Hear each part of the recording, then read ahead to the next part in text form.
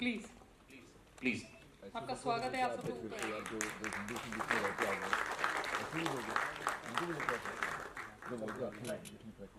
Please.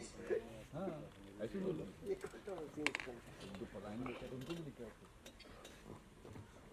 आज भी रहते 50 साल पकड़े के बाद भी रहते है ना।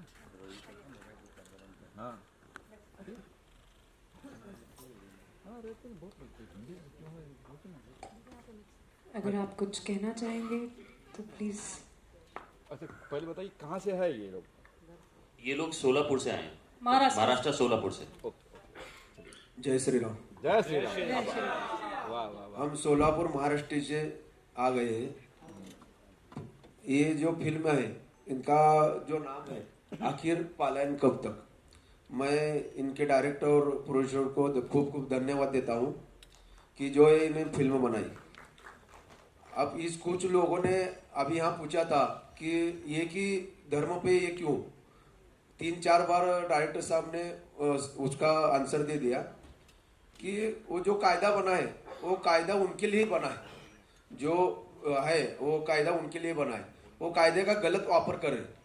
जब अपना भारत स्वतंत्र हो गया था उनके पास खाली 8,000 एकड़ जमीन थी, अभी 8 लाख एकड़ जमीन आ गई।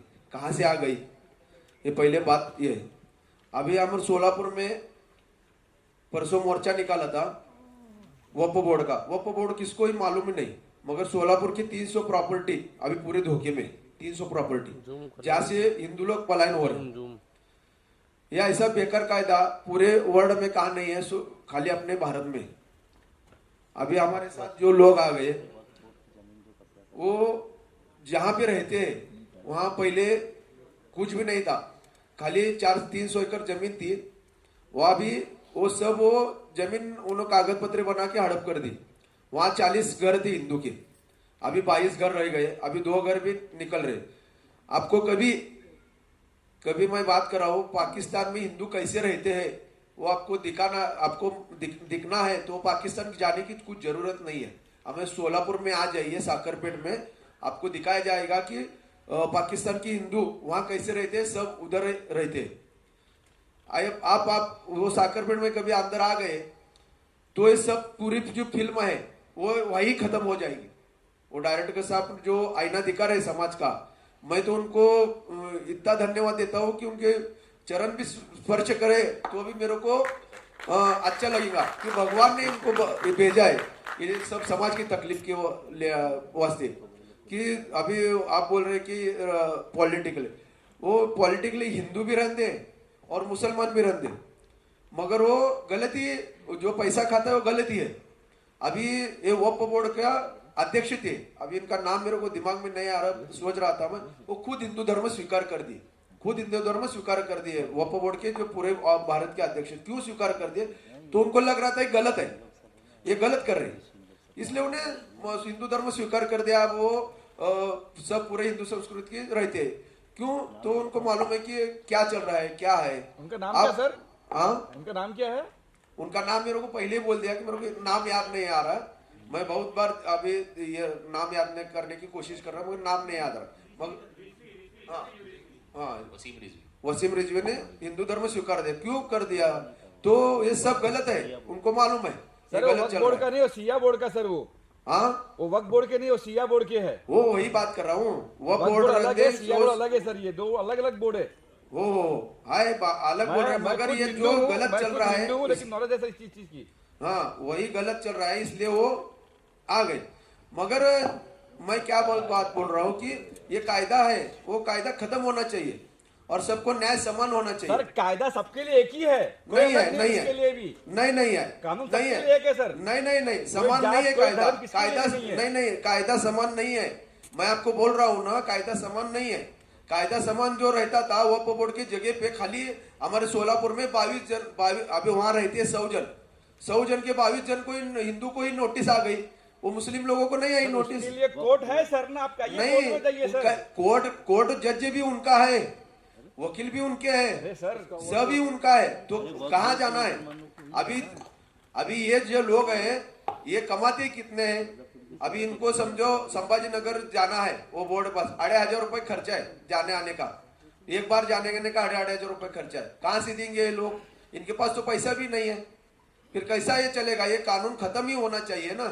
जब जब कानून खत्म होगा, अभी यहाँ बैठे हैं, वो संसद भवन पे भी उन्होंने दावा ठोक दिया था, तब दिल्ली से कानून खत्म हो गया, फिर दिल्ली में सरकार नहीं देती कानून। ये कहाँ भी आप जहाँ वोट करेंगे वो उनकी जगह कैसी हो जाती है ना, ये बात है। ये एक लैंड जिहाद का प्रकार है। अपने को जो अभी ये उनका एक ये है कि हमने 1947 को झगड़ते हुए पाकिस्तान लिया है, अभी हंसते हंसते 2047 को हिंदुस्तान लेंगे।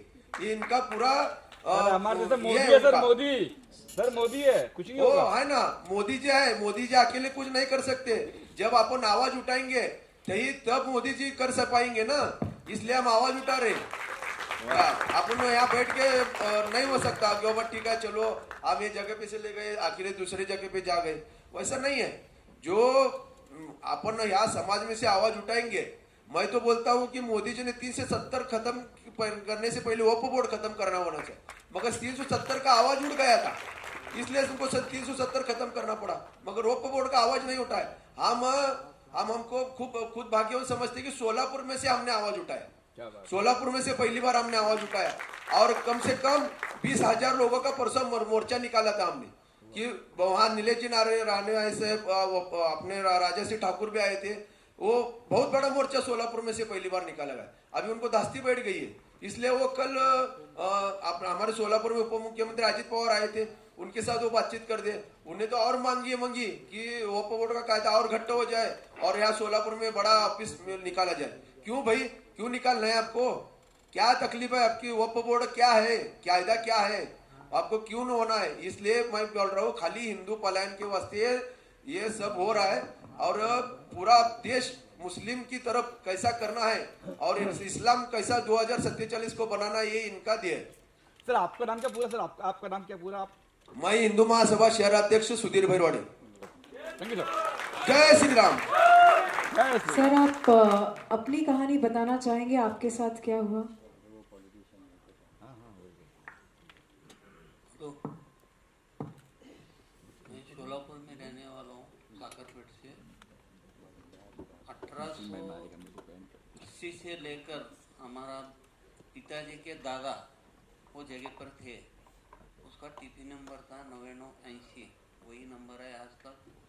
लेकिन जब वो जमीन था, वो जमीन पर कुनखा ट्रस्ट का नाम नहीं था, नहीं लगा हुआ था। तो बाद में ऐसे ही थोड़े थोड़े लोग आ गए वो जमीन पर, तो हम पैदा नहीं हो गए थे जब की बात है। तो ऐसा ही हमारा दादी पिताजी बोलते थे ऐसा ही है, ऐसा ही जगह लिए रखे। फिर बाद में जो 1967 में महानगर पालिका, उसके पहले नगर पालिका था। तो जब नगर पालिका टाइम को डिमार्केशन किया हुआ है, डिमार्केशन 40/40, 20/40 ऐसा स्क्वायर फुट डालकर उनका जो नंबर भी ऐसा है, 1 नंबर 2 नंबर ऐसा देने के बाद उस दिन से फिर वो महानगर पालिका होने के बाद 1967 में जब वो मिल्कत क्रमांक बोलते हैं ना, वो प्रॉपर्टी टैक्स में वो नंबर दिया हुआ है। तो वो नंबर देने के बाद सबको दिया हुआ है, हमारे लोगों को भी दिया हुआ, हमारे हिंदू समाज, मुस्लिम समाज, ऐसा कोई ऐसा झगड़ा नहीं आज तक हमारा उनका कोई झगड़ा नहीं। लेकिन जब वो 5 साल के बाद वो प्रॉपर्टी ट्रस्ट के ऊपर जो आते पंचायत समिति, वो जो आपस में नहीं किया, हमको लड़ाई करके देते। अभी पहले से वही चल रहा है, आज भी वही चल रहा है। 1942 में वही हो गया, 52 में भी उसका निकाल हो गया, और उसके बाद 1982 में उसका भी निकाल हमारे तरफ हो गया, पूरा वंश परंपरा का निकाल हो गया। उसके बाद और मेरे ऊपर और केस दर्ज किए थे उन्होंने, वो 2003 में वो हम आपस में बैठा दिए, पूरे मेरा कोर्ट का मेरे पास नकल लाया हूँ मैं, वो भी होगा। और वापिस अभी वक्फ बोर्ड में डाल दिया है कि मतलब ऐसा नहीं है, वक्फ बोर्ड में डालने का बहुत बड़ी चीज नहीं, लेकिन जाने आने का वो कल का अजित पवार जो आए थे ना, उनके स्टेटमेंट में दिए, वो हमको जाने का आने को तकलीफ होता है, हम गरीब लोग है, अल्पसंख्यक है, खर्चा होता है। फिर क्यों भाई दाखिल क्यों करना? तुम्हारा तुम सोच ले रहे ना, हमको भी सोचने दो ना, हमारा भी सोचना। फिर ये सोच में नहीं आया। फिर उस दिन से ये चल रहा है। तो हम जिलाधिकारी को उनको भी हम लेटर दिए थे, बाबा हमको ये बहुत तकलीफ हो रहा है, पानी का तकलीफ हो रहा है, बाथरूम नहीं है वहाँ, और शौचालय का भी व्यवस्था है, लेकिन वो मना ही करते हो। अभी 3 हफ्ते हो गए, अभी मना ही कर दिए हो। किधर जाने का बोलो।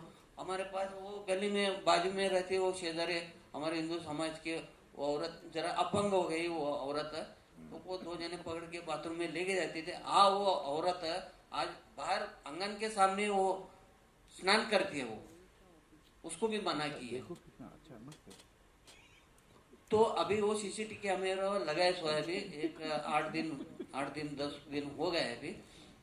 तो उनका ये नहीं हो रहा है, उनका छोटे छोटे बच्चों को भड़काव करने का और औरतों को उनके लेडीज लोगों को भड़का देने का। लेकिन वो ट्रस्टी लोग सामने नहीं आते कभी जिंदगी में। आज तक तो मेरा 60 साल का उम्र है, तो आज तक मेरे सामने कभी नहीं आया। ऐसा हो गया। तो दूसरी बात जो है,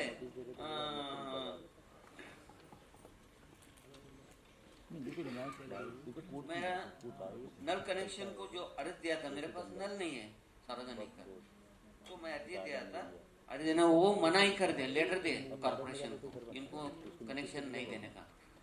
तो 2003 में जो हमारा कोर्ट में जो करार हुआ है, वो पंच कमेटी का हम 2 भाई, हमारा भांजा था, वो हम सब जने मिलकर इसके ऊपर साइन कर दिए पेपर के ऊपर कोर्ट में। इसमें मेरे पास है पूरा नल कनेक्शन देने का, इनको मुबा है, वंश परंपरा रहने को मुबा है, संडास बाथरूम जो भी है उनको वापर करने के लिए वो भी मुबा है। सब लोग एक में सब पूरा इसमें कोर्ट के सामने हो गया है। और उसके बाद 1982 में जो हो गया था, 1982 में, अरे यार इतना ऊपर क्यों उठा रहे हो अनिल भाई? देख रहा था तुम ध्यान दे रहे थे। नहीं वो ठीक है, अगर वो दिए तो, अगर इन्होंने कब्जा किया तो इनकी गलती है, इन्होंने कब्जा नहीं किया तो इनकी गलती। आज हमारे 2 मेन एक्टर यहाँ पे नहीं है, क्योंकि राजेश शर्मा जी को मैंने फ़ोन किया, वो बोले मैं एक्टिंग वहाँ पे हिमाचल में शूट कर रहा हूँ कि नहीं आ पा रहा हूँ। और एक ब्रिजेश कार्निवाल करके उन्होंने बहुत बेहतरीन काम किया है, वो भी यहाँ पे नहीं है, हम लोग मिस कर रहे हैं उनको। और एक गौरव शर्मा जो वो बहुत रोहित जो आपको दिख रहे हैं, रोहित वो गौरव शर्मा ने बहुत शोज करा है, अभी शो कंटिन्यू 2 शो कर रहा है। ते बी माहित नाही आम्हाला। आम्ही घरात असते, मग तलवार ते आणले कशासाठी? आम्ही असं चौकाशी काढले तर कशाला म्हणते? त्यांनी सीटी कॅमेरे ते काढले, आमच्या लोकांना कशासाठी लावले ते? ओपन बाथरूम ओपन आहे, त्यांनी सीटी कॅमेरे लावले, मग ते कसं? आमच्याच बाथरूम खुल्ला आहे ते, चौकाचं काय की? मज़ा चला जाएगा जब आप देखेंगे तो। लेकिन मैंने जो पहले ही कहा ना कि एक सच्चाई जो होती है, ट्रुथ जो आप लोग कहते हैं, क्योंकि मैं आप इस फिल्म में तो एक सच जो आप लोग सच के साथ रहते हैं, उनके साथ मैं इस फिल्म में रहता हूँ। और मैंने जैसे बताया कि मेरा काम है डायरेक्टर और प्रोड्यूसर जो बात कहना चाह रहे हैं उसका एक माध्यम हूँ मैं, मेरे ज़रिए वो बात कही जा रही है, लेकिन क्रिएशन इनका है। तो ये कैरेक्टर से क्या चाह रहे हैं? जैसे मैं एक एग्जांपल दे रहा हूँ कि मैंने एक कैरेक्टर तैयार किया और मैं थोड़ा अंडर प्ले कर रहा था, उन्होंने कहा नहीं ये सीन थोड़ा सा ऐसे चाहिए। तो मुझे भी लगा ये मेरे लिए चैलेंज है कि हाँ ये कैरेक्टर इनके माइंड में ऐसा है, तो मैं इसको इस सच्चाई के साथ ही करूँ, ताकि वो कहीं से भी, मैंने जैसे पहले भी कहा कि करप्ट ना लगे। और वो ऐसे ही है, आप चरित्र को देखिए, बहुत मुश्किल काम है आप लोग का चरित्र करना, बहुत मुश्किल काम है। थैंक यू सर, बहुत मुश्किल। बिल्डिंग उसकी है तो ये उसकी हो गई, आपको उसको साबित नहीं करना, उसको उस बोर्ड को ये भी नहीं बताना कि क्यों हो गई, उसकी हो गई। और उसके बाद आप court, high court, district court तो छोड़िए, हाई कोर्ट में भी नहीं जा सकते। और अगर आप उस हाई कोर्ट, अगर आपको कुछ करना है तो उन्हीं के आप जाके अपील करोगे, उनके जो एक ट्रिब्यूनल होता है वहाँ जाके अपील करोगे आप। उस अपील में अगर उनको लगा कि नहीं भाई हमने तो जब गलती से कर दिया तो ठीक है, नहीं तो आप फिर सुप्रीम कोर्ट जाओगे। और आप एक चीज़ सोचो, सुप्रीम कोर्ट जाने के लिए सुप्रीम कोर्ट की लॉयर की जो फीस होती है, एक आम आदमी का पूरे साल का खर्चा होता है, वो इनकम होती है, तो आम आदमी जा पाएगा वहाँ पर? तो ऐसा कानून बना कैसे सकता है? सोच के देखो ऐसा कानून कैसा बन सकता है। मैंने तभी तो बोला था कि क्रिमिनल भी वही, कोर्ट भी वही, वकील भी वही और जज भी वही। तो क्या मतलब हमें तो समझ में नहीं आई ये बात। आम आदमी लड़ेगा कैसे उससे, आप ही सोचो। और एक मजे की बात और बताता हूँ, हाई कोर्ट की जमीन जो है वो अपनी बोल दी, वो सुप्रीम कोर्ट में गया, हाई कोर्ट की देखो इन्होंने हमारी जमीन ले ली। तो आप इससे बड़ा जोक और क्या होगा। इंदौर का म्यूनिसिपल ऑफिस, हमारे देश का पार्लियामेंट, अंबानी का घर, ये सब क्लेम किया हुआ उन्होंने। तो ये लोग को, इन लोगों का तो कुछ नहीं बिगड़ सकता, बट जो आम आदमी वो तो गया ना। बड़ों वाले जो बड़ों की जो होता है कब्जा वो पता है, और छोटे जो होते हैं उनको कोई सुनता नहीं है, उनकी बात तो पहुंचती ही नहीं है वहाँ। कहाँ पहुंचे, कौन सुनेगा। तो उनकी तो बड़ों की तो बात आ ही जाती, सामने कोई लॉयर भी आ जाता है। तो बड़े लोग, छोटे लोगों के लिए कोई नहीं, वो बेचारे वहीं सफ़र करते हैं। वो किस तरीके से ट्रैवल करते हैं वही हमने इस पिक्चर में दिखाया है। उनका दर्द जो कैसे वो हैंडल करते हैं उस टाइम में, सिचुएशन जो उनके ऊपर ऐसी आ जाती है। तो वो फिल्म हमने, आप जो फिल्म देखोगे तो आपको पता चलेगा उसके बारे में। जिन लोगों के पास ताकत होती है ना, वो किसी भी हद तक चले जाते हैं, और वो हद यहाँ पर दिखाई गई है इस फिल्म में। और वो हद किस तरीके से वो हद दी गई है, उनके पास है नहीं, उनको दे भी दी गई है, तो वो इस फिल्म में दिखाया गया है। आपको जो भी फिल्म में छूता है आप लिखिए, आपको जो भी गलत लगता है वो भी लिखिए, कोई दिक्कत नहीं है। और जो अच्छा लगता है प्लीज उसको लिखिए, और आप हमारी आवाज बनिए। ये फिल्म टैक्स फ्री के, मैं तो बोलता हूँ कि वो करोड़ों के क्लब में जाएगी। अच्छा, एक चीज़ और कहना चाहूँगी मैं, मीडिया वाले सब, जो जितने भी मीडिया वाले हैं, जो नए प्रोड्यूसर आते हैं ना, तो उनको आप भी सपोर्ट करिए जितना हो सके, क्योंकि जब वो आते हैं उनके लिए भी बहुत चैलेंजिंग रहती है। और मीडिया, स्पेशली मीडिया भी कहीं देखती है कि अच्छा नया प्रोड्यूसर है। तो मैं आपके लिए भी बोलूँगी, आपको ये फिल्म हमने बहुत मेहनत करके बनाई है, बहुत हार्ट टचिंग है। हमने एक रियल मुद्दों को उठा के बनाई है और इसमें बहुत मेहनत की है हमने। मैं चाहती हूँ कि आप लोग पूरा सपोर्ट करें हम लोगों को, तभी ये लोगों तक बात जाएगी। क्योंकि आपके माध्यम से आप पे लोग विश्वास करते हैं, आपको देखते हैं। तो मुझे लगता है कि आपका बहुत बड़ा रोल होगा इस पिक्चर को हिट करवाने में। मुकुल जी, हमारे देश में और भी कई सारे धर्म है, सिर्फ हिंदू मुस्लिम ही क्यों?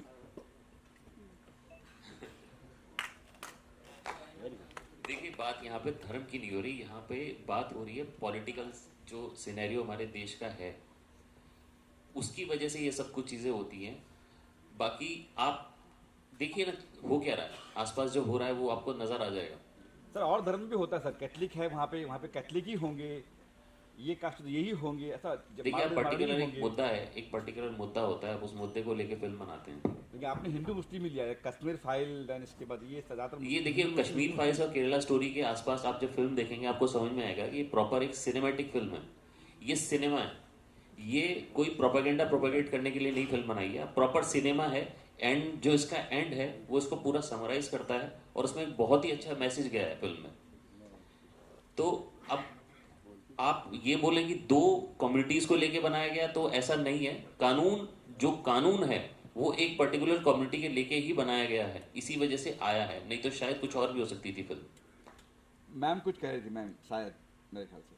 मैं ये कह रही थी, जो सच है वो अभी दो कम्युनिटीज़, आप हिंदू मुस्लिम की अगर बात कर रहे हैं तो हम लोग उसके बारे में बात नहीं करना चाहते हैं, क्योंकि हम फिल्म मेकर हैं। बट हम लोगों ने, क्योंकि ये चीज़ है जो हो रही है, वो दिखाने की कोशिश की है। हमारा कोई इंटेंशन वैसा नहीं है कि हम लोग हिंदू मुस्लिम, ऐसा कुछ भी नहीं है। हमें जो सच है वो लोगों तक पहुँचाना बहुत जरूरी है, हमारा मोटिव वही है। तो हम उस पर्पज़ को लेकर काम कर रहे हैं, और हमने एक फिल्म बनाई। लेकिन सच जानते हैं मैम, सब जानते हैं कि हर धर्म में, हर जगह पे एक दो लोग ऐसे होते ही है। तो एक दो लोग ही दिखाए हैं हमने, तो ज्यादातर एक दो लोग, जो उनके पीछे और जितनी भी गैंग है ना, वही दिखाए हैं। आप जब फिल्में देखोगे ना, तो एक ही आदमी है जो सब कुछ कर रहा है, वही ये बैठा है यहाँ पे। एक ही है, वो यही कर रहा है जो कुछ कर रहा है, यही है, पकड़ लो इसको भी, इस आदमी को।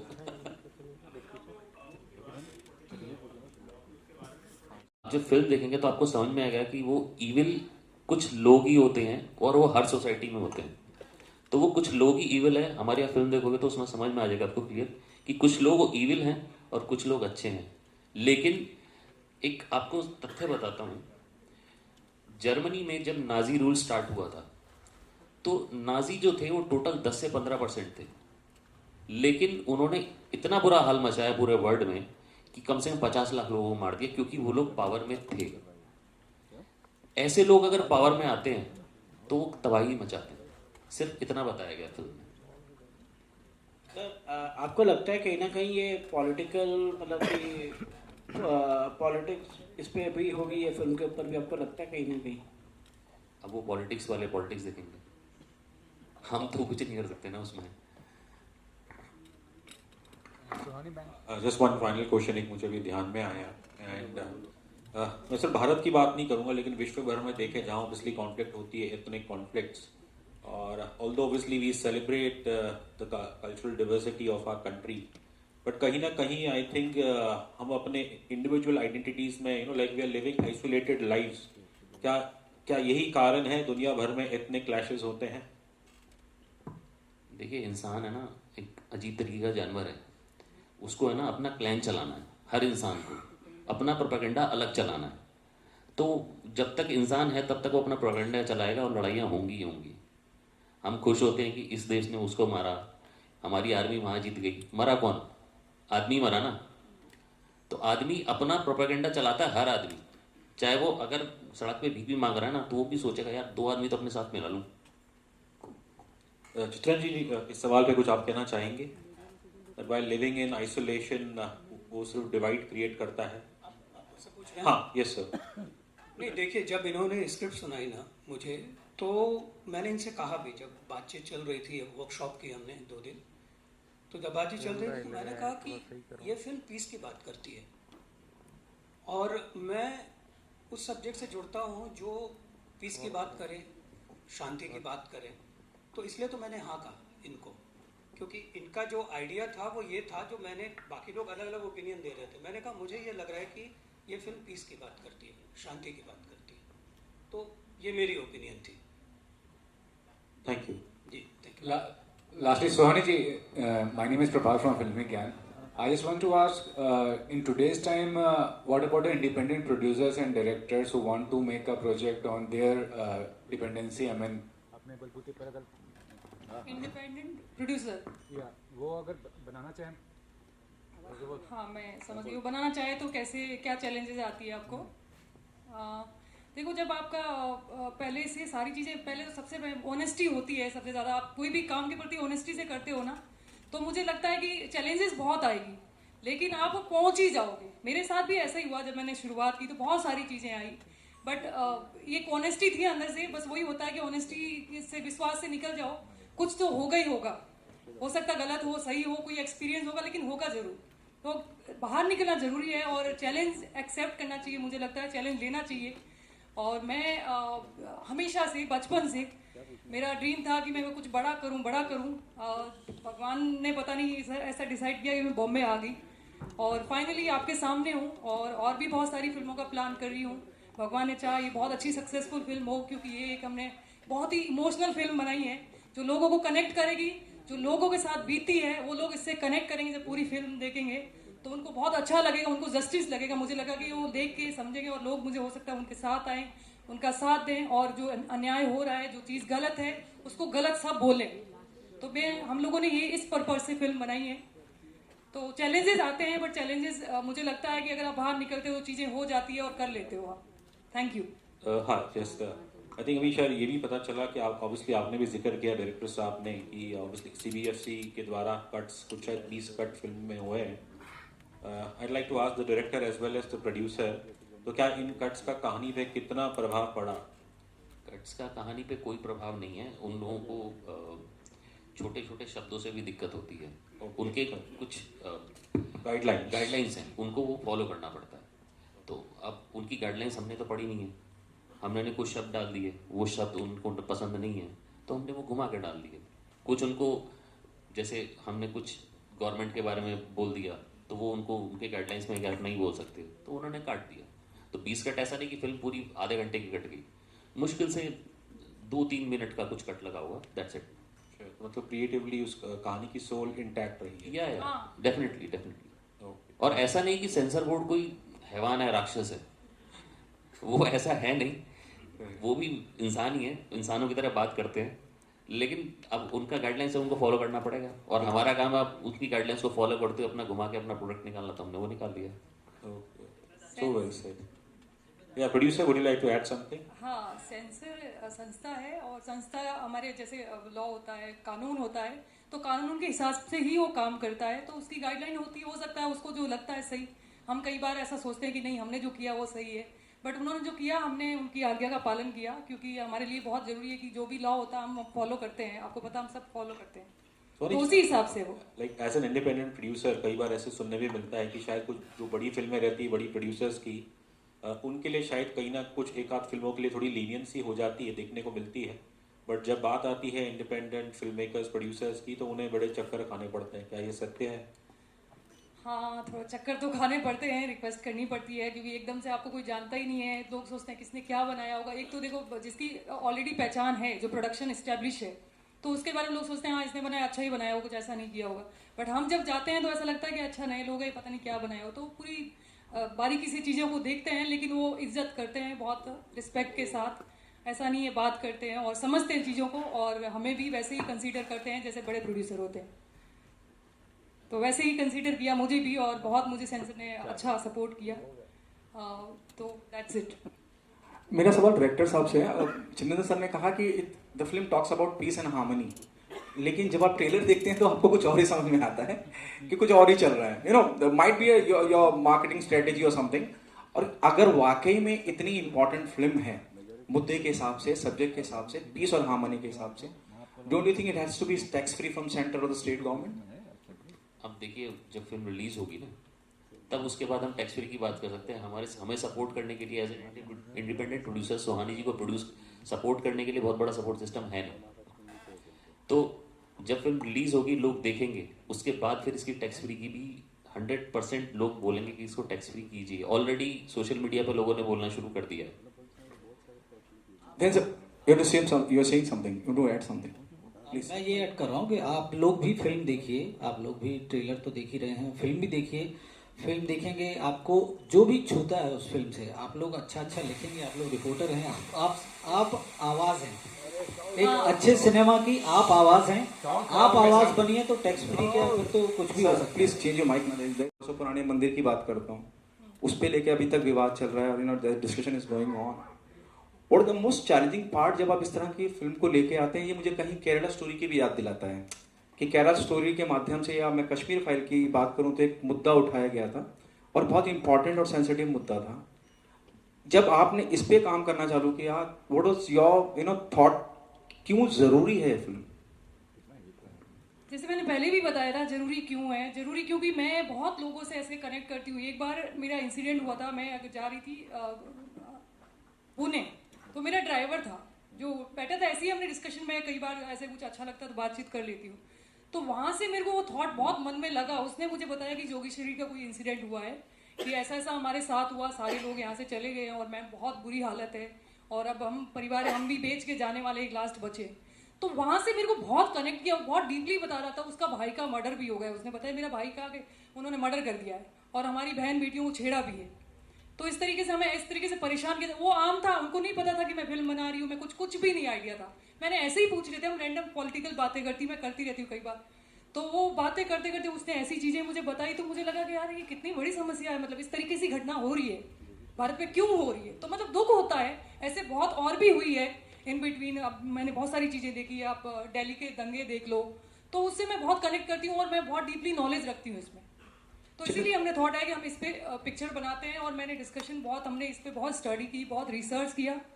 देन हम लोग इस मुद्दे पे पहुंचे कि हम लोग इसे पे ही फिल्म बनाएंगे ताकि अवेयरनेस आए।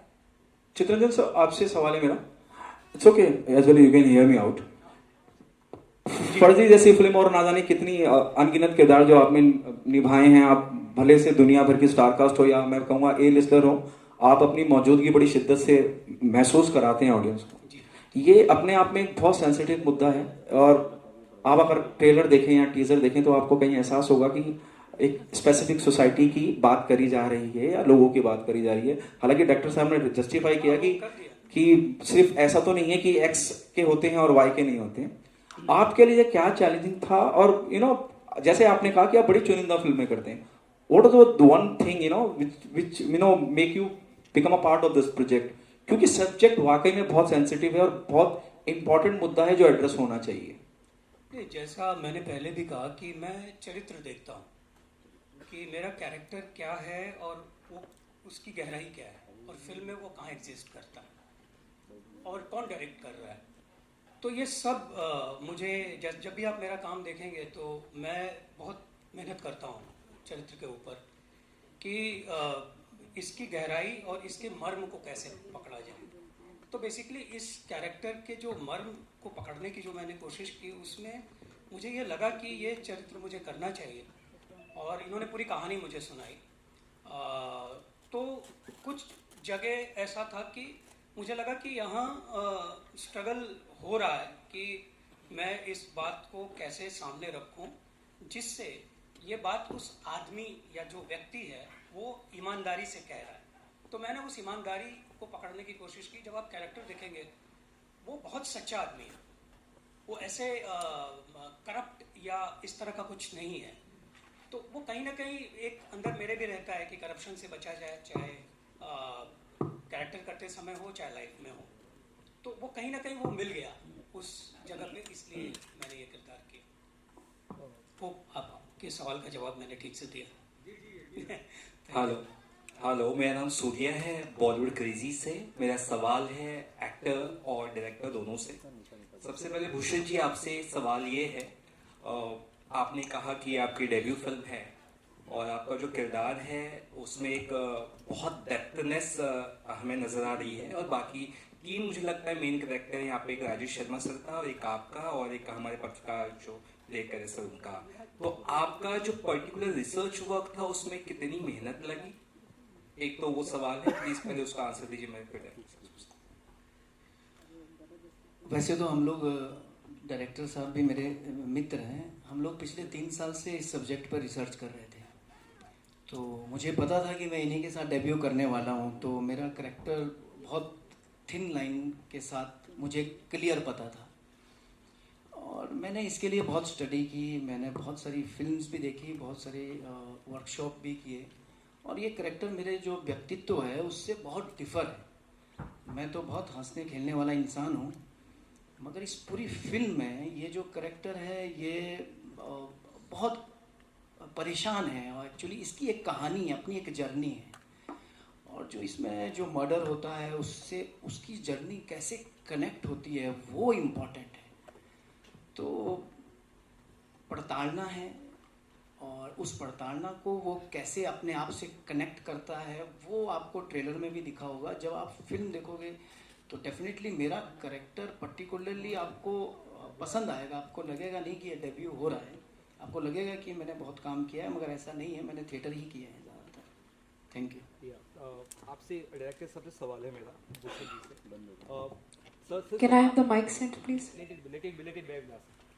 सर सवाल ये है कि ट्रेलर में एक ऐसा सीन आता है जहाँ पर राजेश शर्मा सर जो है एक छोटा सा सीन है, वो रोते हुए नजर आ रहे हैं और थोड़ा सा लॉन्ग आपने शॉर्ट करके एडिट किया है, वो बहुत ही ज़्यादा टच करता है और सब जब उनके जो बच्चे हैं उन्हें गले से लगते हैं, बहुत ही ज़्यादा मतलब मुझे भी कनेक्ट किया वो सीन। और मुझे लगता है कि नॉर्मल जो पैटर्न हम देखते हैं ट्रेलर टीजर में तो उसके साथ थोड़ा सा अलग तरह से आपने वो एडिट किया है, तो मुझे अच्छा लगा वो।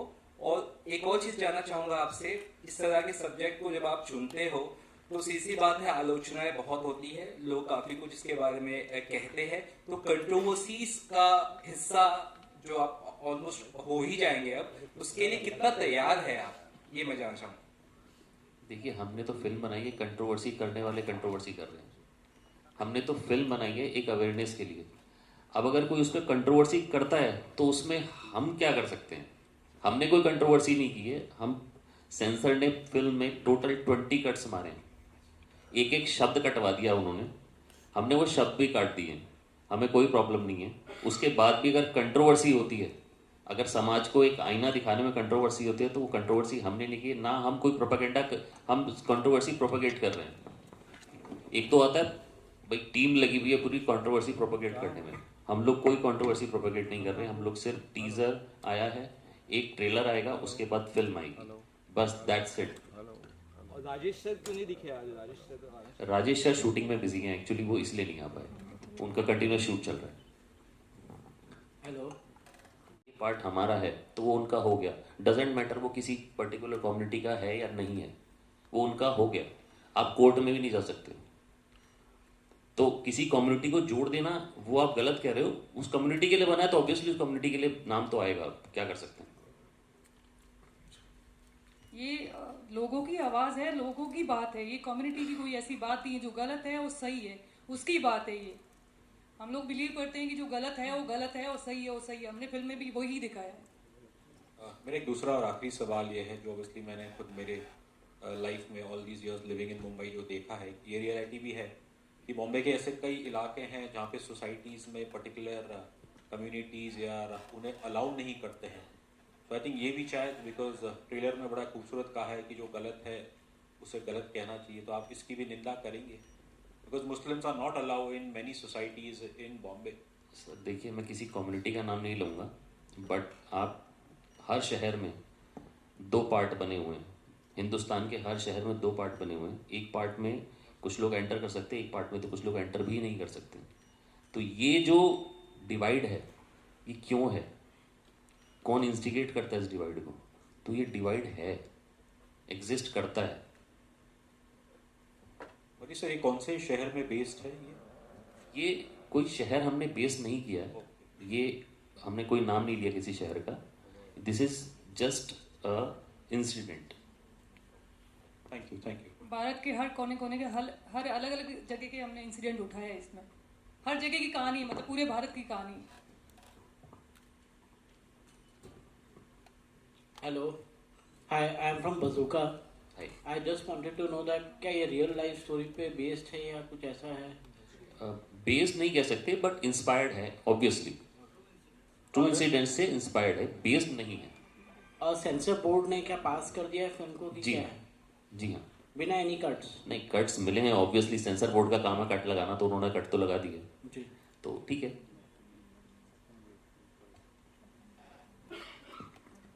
लोगों के लिए कुछ कर सके, मैं हमेशा अभी भी मैं चाहती हूँ, आगे भी लाइफ भगवान मुझे ऐसा इतना कुछ दें कि मैं लोगों के लिए कुछ कर पाऊँ जो हेल्पलेस है। तो इसीलिए मेरे अंदर थॉट आया, मैंने शेयर किया इनके साथ। ये भी हमारी ट्यूनिंग बहुत अच्छी मिलती है इनके साथ, अंडरस्टैंडिंग बहुत अच्छी थी, तो हमने स्टार्ट किया। बाकी ये बताएंगे आगे स्टोरी के बारे में सारी चीज़ें। जी बिल्कुल। मुकुल, मुझसे आपसे पूछना है कि इतना बोल्ड टॉपिक आपने राइट भी किया है, डायरेक्ट भी किया है, कैसा था प्रोसेस आपके लिए? बोल्ड टॉपिक क्यों है? ये तो मतलब आप एक चीज समझिए ना कि जो फिल्में होती है वो हमारा जो समाज है उसका आईना होती है। तो टॉपिक कुछ बोल्ड नहीं होता, और बोल्ड कुछ नहीं है, ये एक्चुअली हमारी सोसाइटी में हो रहा है। कोई ज़रूरी थोड़ी है कि हम लोग एक हीरो और हीरोइन को नाचते हुए दिखाएं। एक मीनिंगफुल फिल्म भी तो बन सकती है। तो अब आप एक चीज़ समझिए कि हम लोग अगर जिन लोगों को पता है चीज़ें, अगर वो हम लोगों को नहीं बताएंगे तो लोगों को पता कैसे चलेगा कि उनके साथ क्या गलत हो रहा है, होता आ रहा है, या क्या सही हो रहा है। कोई ज़रूरी है नेगेटिव बातों पे फिल्म बने, ये हमने अवेयरनेस के लिए फिल्म बनाई है, तो अवेयरनेस लोगों को किसी तरीके से तो पता लगे। तो ये इसीलिए हम लोगों ने डिसाइड किया कि लोगों को, हमारा मोटिव यही रहना चाहिए मेरे हिसाब से फिल्म होगा कि हम लोगों को एक मैसेज तो दें, पता तो लगे लोगों को चल क्या रहा है दुनिया में। तो इट्स नॉट बोल्ड, ये समाज है। Fair enough. Truthful subject. Change कर दिया। Yeah. सच्चा सब्जेक्ट। अच्छा, अब मैं हमारे तीनों एक्टर्स से ये पूछना चाहूँगी कि आपका एक्सपीरियंस कैसा था इस प्रोजेक्ट से जुड़कर? आप तीनों अगर आप कुछ कहना चाहेंगे प्लीज़। हाँ जी, एक्सपीरियंस बहुत अच्छा था और बहुत चैलेंजेस आए, और शूट के दौरान भी और उसके बाद भी। मुझे लगता है कि हमने इन्जॉय किया, क्योंकि सब्जेक्ट बहुत मैसेजफुल है, और मुझे लगता है समाज में ऐसे सब्जेक्ट की ज़रूरत थी। और एक्ट करके मेरा तो डेब्यू है, और काफ़ी सालें लगी यहाँ तक पहुँचने में, और इट्स गुड। मुझे खुशी है कि मैं ऐसे सब्जेक्ट के साथ बॉलीवुड में एंट्री कर रहा हूँ। धमाकेदार शुरुआत कर रहे हैं आप। जी जी जी जी। Yes sir please.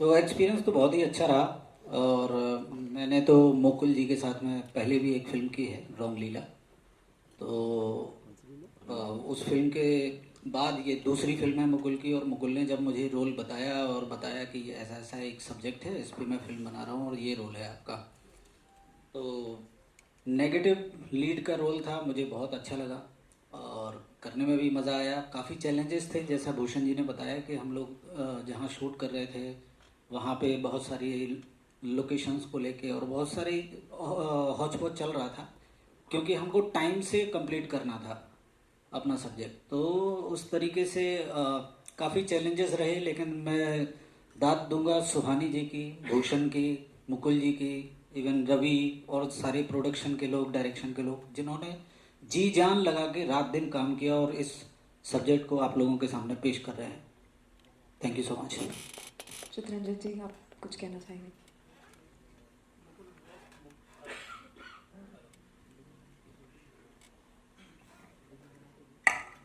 हेलो। हाँ, मुकुल को मैं भी पहले से जानता हूँ और मुझे पता था कि ये कुछ भी करेंगे बहुत अच्छा करेंगे। सो फर्जी के बाद मैं भी ढूंढ रहा था कि कुछ ठीक ठाक सा काम मिले तभी मैं करूँ, कि मैं कुछ भी करना ऐसे मैं करता नहीं एज एन एक्टर। तो एक दिन भाई साहब आ गए मेरे पास और उन्होंने ये सब्जेक्ट के बारे में बताया, तो मैंने कहा काफ़ी डेप्थ है, गहरापन है आपके बताने में भी और आपकी सोच में भी, तो चलते हैं साथ में। मैं लेंथ बड़ा ढूंढ रहा था कि कैरेक्टर कोई बड़ा मिले मुझे, लेकिन लेंथ कम हो के भी ये इतनी बड़ी बात कह रहा है फिल्म में। और जैसे आपने सुना कि गलत को गलत नहीं कहोगे तो जो ना समझ है वो उसी को सही समझ लेंगे। तो इस तरह की लाइन मिलना एक्टर के लिए और एक मैसेज और एज एन एक्टर कैरेक्टर को समझ के लोगों तक पहुंचाना, डायरेक्टर और प्रोड्यूसर जो चाहते हैं, वो जिम्मेदारी मेरी थी। तो जहाँ तक हो सका मैंने करने की कोशिश की है। बाकी तो फिल्म देखिए, 16 तारीख को है। धन्यवाद। Thank you so much.